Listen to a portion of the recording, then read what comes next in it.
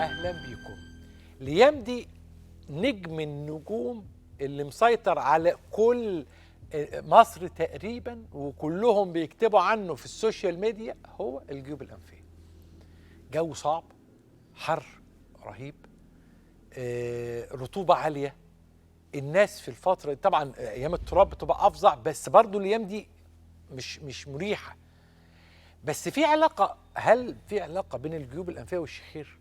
يعني الناس مرضى الجيوب الانفيه المزمنين هتلاقيهم بيعانوا بشكل اصعب من الشخير. احنا ثقافتنا وفهمنا للجيوب الانفيه على فكره محدوده. انا حاسس ان الناس مش فاهمها كويس، وتقديرنا للتعامل معها قليل. زي ما انا برضو لسه عند رايي انه الشخير لسه في سنه اولى ثقافه. صحيح احنا فرقنا وفرقت الناس في فهمها الشخير، لكن لسه في ناس كتير بتعتبر بشخر. ايه المشكله؟ هو مش واخد باله. فتيجي تقول له طب انت ضغطك عالي، يقول لك اه. طب انت ما بتنامش كويس وبيحصل لك دوخه وصداع طول اليوم؟ اه. طب بيحصل لك مشاكل كذا وكذا هنتكلم عليها النهارده؟ اه. طب الجيوب الانفيه موجوده؟ اه. الله، الموضوع النهارده لازم نفهمه بالتفصيل بقى. النهارده حوار ممتع جدا، وزي ما قلت لكم بين نجمين كبار، جيوب انفيه وشخير. طبعا مفيش اقدر من ضيفي العزيز الذي يبدع في حواره دائما، وهو المنطقه دي يعني اكيد هيشرحها لنا بشكل تفصيلي ويوضح لنا، وينقلنا بقى يا رب نعدي سنه اولى وننقل سنه ثانيه ثقافه عشان نفهم اكتر، نستوعب ان الشخير ده مرض خطير. ضيفي العزيز القيمه العلميه المتميزه الاستاذ الدكتور هشام ابراهيم، صاحب دكتوراه واستشاري الانف والاذن والحنجره، ودكتوراه واستشاري العلاج بالليزر، وزماله الجمعيه العالميه للشخير وامراض النوم، وصاحب زماله الجمعيه الاوروبيه للشخير وامراض النوم، والاستاذ الزائر بمستشفى الرويال كير العالمي بالخرطوم. ضيفي العزيز اهلا بك يا دكتور. اهلا يا دكتور ايمن، منورني الحقيقه. اهلا بيك بنور. النهارده دي ايام النجوميه المطلقه لحاجتين: الجيوب الانفيه، طبعا الحر.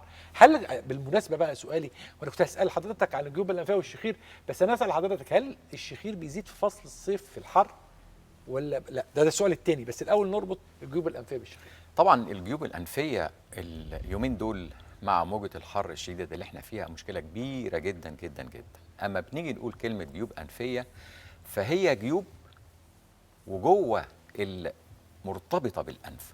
الجيوب الانفيه زي ما قلنا كتير قبل كده هي عباره عن 4 حجرات مغلقه بفتحه، 4 حجرات على اليمين و4 حجرات على الشمال. مكان ايدي ادي 1 2 3 وفوق العين ادي 4. كل واحده فيهم مفتوحه بفتحه صغيره جدا على الانف، وهي دي الحقيقه اللي بتدي الجيب الانفي الميزه المهمه جدا زي ما احنا شايفين قدامنا على الصوره. مش بتدي بقى ميزه، بتدي الخطوره والاهميه ان الجيب الانفي مرتبط بالانف. طبعا الجيب الانفي في حد ذاته حاجه في منتهى الاهميه في منتهى الخطوره، لكن كونه بيفتح على الانف بيديله قيمه زياده، لان الانف زي ما احنا بنقول ان احنا انف واذن وحنجره، وانا الحقيقه متعصب للتخصص بتاعي شويه نظرا لاهميته، سواء كان في الاذن كسمع، سواء كان في الانف وهي انا بسميها اكسير الحياه. هي دي مدخل الهواء، الاكسجين. لو حصل فيها اي مشكله الدنيا بتتلخبط تماما. فطبعا في علاقه ما بين الشخير وما بين الجيب الانفي، لان الجيوب الانفيه زي ما قلنا بتفتح على الانف. اي سده في الانف ما فيش منفذ تاني للهواء ودخول الهواء غير الفم. دخول الهواء من الفم فترات طويله نهار وليل بيحرك سقف الحلق واللهاه، ويبتدي يحصل ترهل ويبتدي يحصل الشخير اللي بيتطور بعد كده للخنق. فعلاقه وطيده ما بين الجيوب الانفيه وما بين الشخير. هل لما حد يعبر يقول انا قالوا لي او انا عايز اعمل عمليه استئصال للجيوب الانفيه، هل ده تعبير صحيح ولا تعبير خاطئ؟ دي الحقيقه من الحاجات اللي البرنامج بتاع حضرتك بيرفع لنا الثقافه الطبيه فيها. أشكرك. وهو ده من الحاجات الاساسيه اللي احنا بنتكلم فيها. انا متعود من دي 1 في حياتي الطبيه ان ما فيش كلمه تطلع من بقي الا ما تبقى كلمه طبيه مظبوطه 100%، عشان العيان لما يخرج من عندي وينقل كلامي لدكتور تاني يقدر الدكتور التاني يفهم الموضوع ايه. فكلمه استئصال الجيوب الانفيه كلمه خاطئه 1,000,000%. هو كلمه استئصال يعني ايه؟ كلمه استئصال ببساطه، كلمه استئصال لوز يعني ايه؟ يعني بنشيل اللوز، بنشيلها تماما 100%. كلمه استئصال زايده يعني ايه؟ يعني بنشيل حضرتك عمرك سمعت حد استأصل زايده شال نصها؟ لا طبعا. بس فهو كلمه استئصال يعني بنشيل 100%. طب هو السؤال استئصال الجيب الانفي. هل احنا بنشيل الجيب الانفي؟ لا طبعا. ابدا.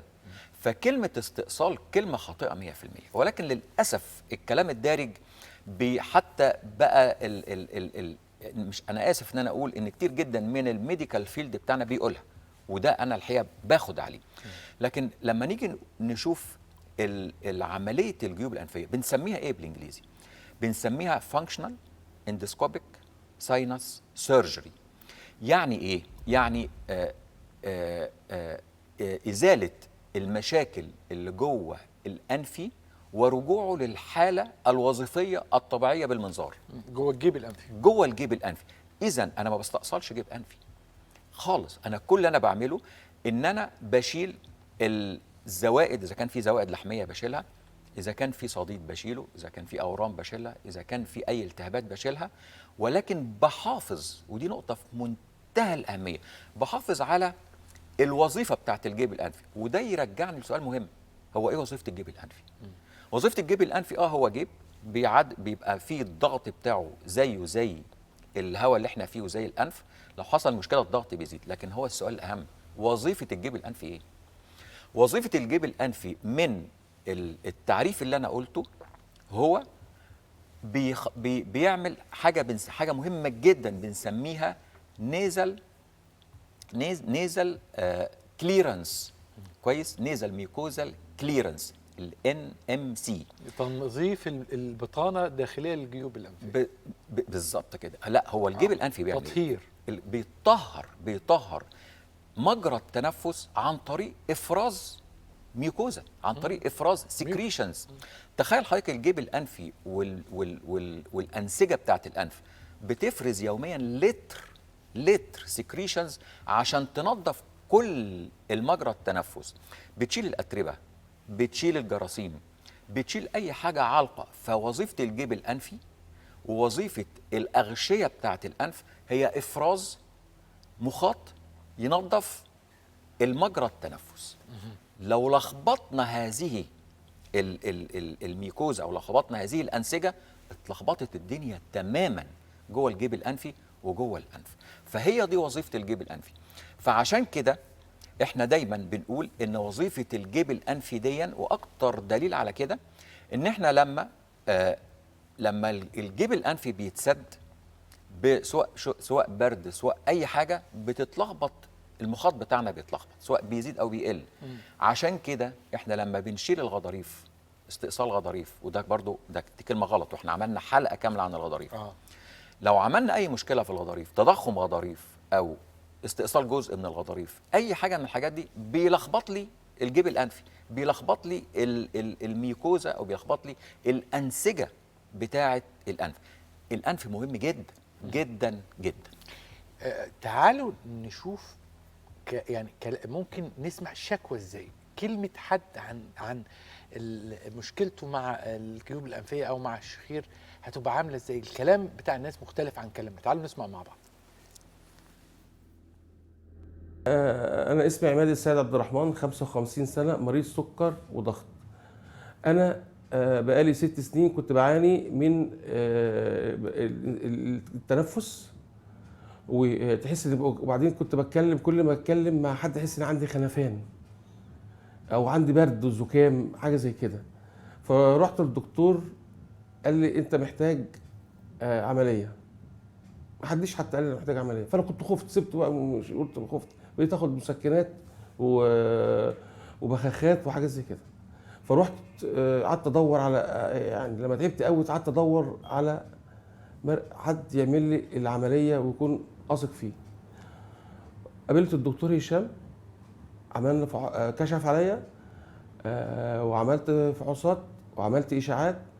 قال لي انت محتاج عمليه، عندك التهابات في الجيوب الانفيه جامده ومجموعه لحميات، مش لحميه واحده، مجموعه لحميات خلاني ولا باخد نفس ولا اي حاجه ولا واشخر، وعندي صداع، دايما الاقي عندي صداع. فكنت صراحه خايف من موضوع البنج ده، كان عامل لي قلق. لما قعدت معاه كلمني وطمني موضوع البنج، ما تقلقش مفيش حاجه ان شاء الله هتتم على خير. في كام تعبير مهمين قوي. التعبيرات المشهوره اولا طبعا التخوف من البنج، ده تخوف مصري اصيل، يعني الناس كلها اي عمليه يقول لك انا خايف من البنج، مش عارف ليه بيخافوا من البنج. حاجه تانية انه بدا يبقى فاهم ان كل الاعراض اللي عنده دي كان سببها في الاساس مشكله او منبع اساسي واحد بعد استبعاد الاسباب الاخرى. كان باين جدا في كلامه. كان باين جدا في كلامه لان هو لف.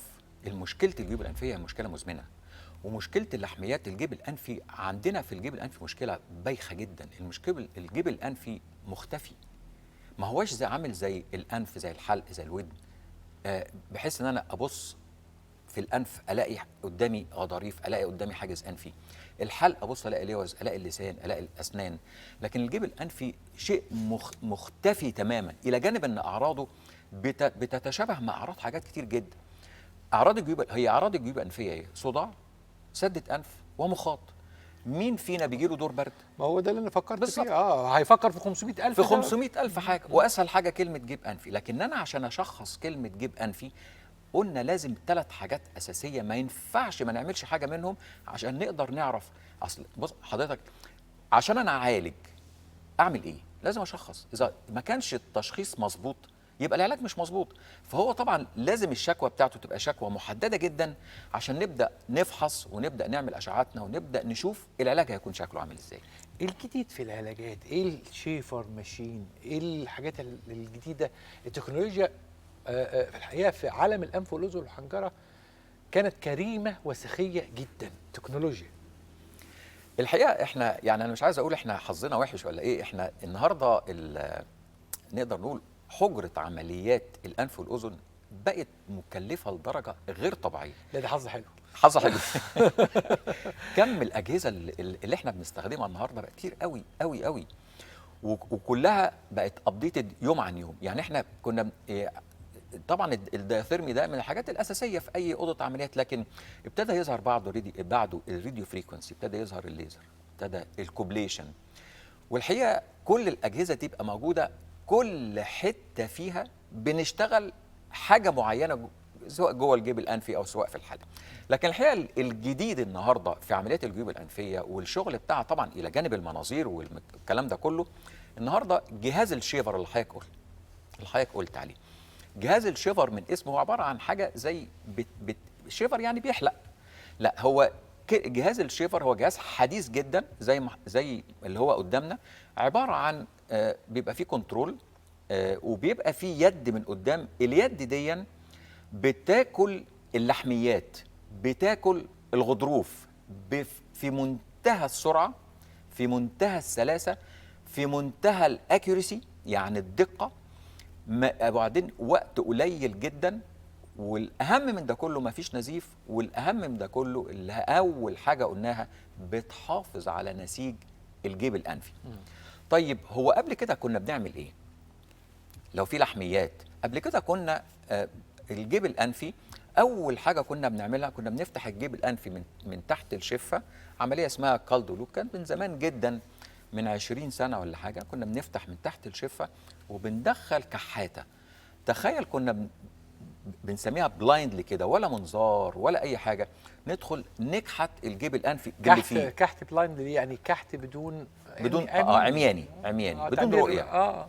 فكنا بنكحت نشيل بقى لحميات على الانسجه، وممكن نشيل حته من العظم، كنا بنشيل كل حاجه على امل ان المشكله اللي جوه الجيب الانفي تتحل.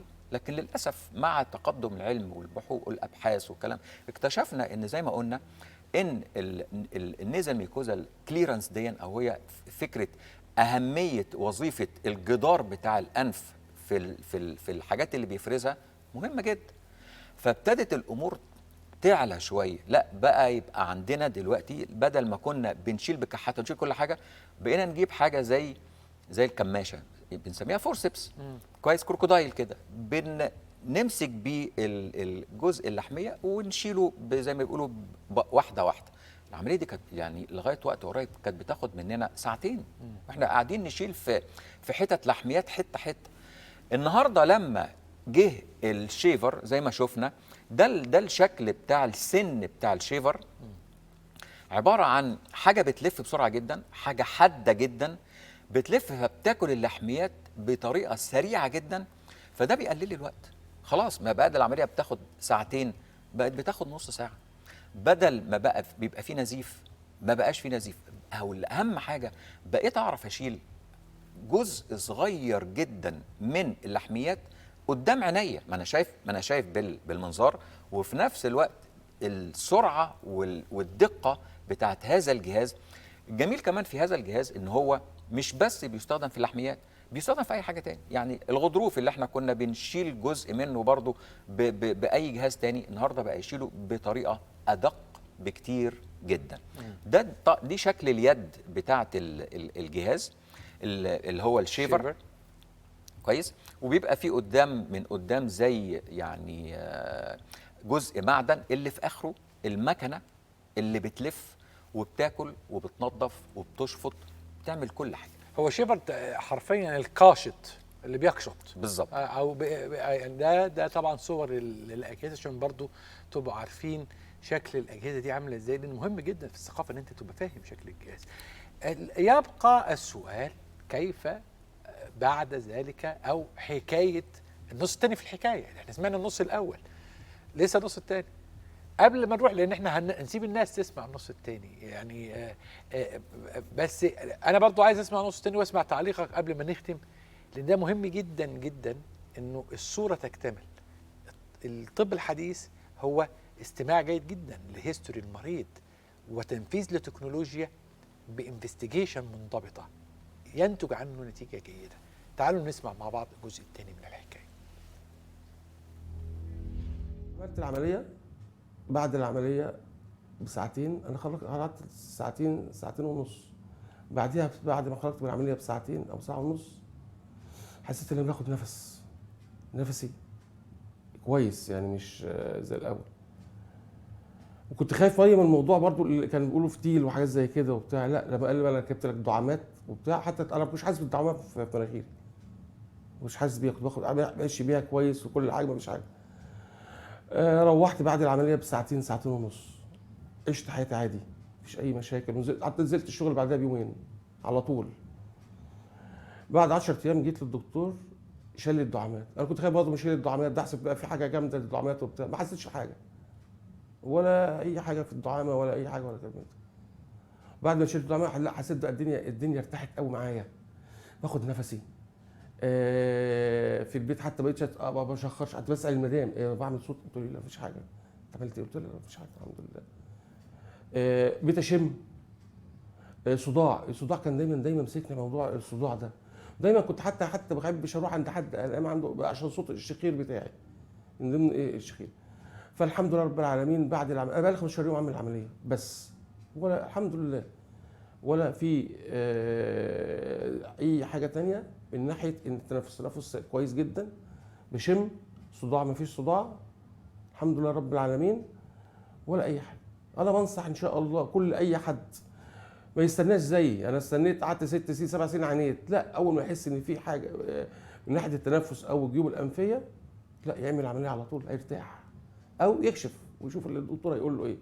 اللي هيقول له عليه الدكتور هشام هو اللي يقول له عليه ان شاء الله، وهيرتاح. يعني هيرتاح، ما يخافش. انا كنت خايف.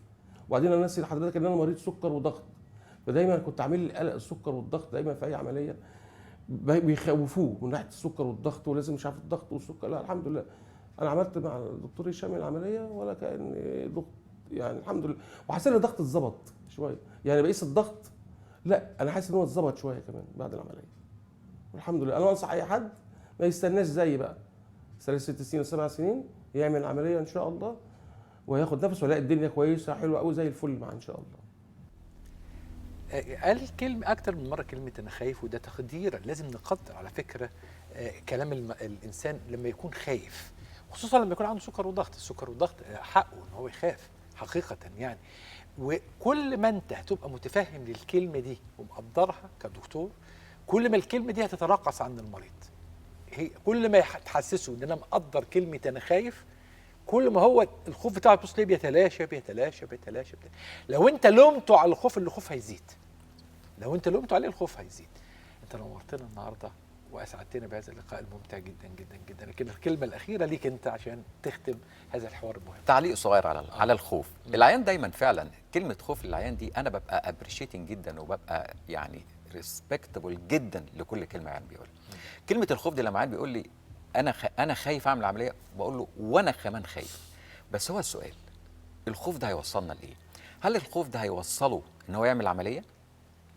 والخوف بتاعي هيوصلني ان انا اعمل كير عمليه كير بالظبط كده؟ الكير بتاعي ده في قلق، طبعا في قلق، لكن هو اهم حاجه قلق كنترولابل، مسيطر عليه عند العيان وعندي. عشان كده بنوصل احنا الاثنين للي حضرتك سمعته. انت نورتنا النهارده واسعدتنا بهذا الحوار الممتع جدا اللي لا يخلو سماع الناس مختلف، صوتهم مختلف، كلامهم اكيد اقوى نبره من كلامنا. حتى احنا كلامنا احنا عاملين ان احنا بنتكلم بكلام علمي، المريض بيتكلم بيقول العلم في وسط كلامه، العلم اللي هو اعراضه في وسط كلامه.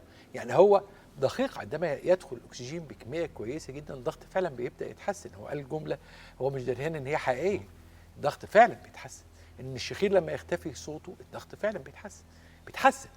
فالكلام ده اكيد بنستفيد منه. انا من الناس اللي بتعشق ان انا اسمع للمرضى، فاكيد النهارده استمتعت بهذا الحوار. نورتنا دكتور هشام، يعني كالعاده بنسعد بهذه الحواريه معك سعاده كبيره جدا. اشكرك يا دكتور.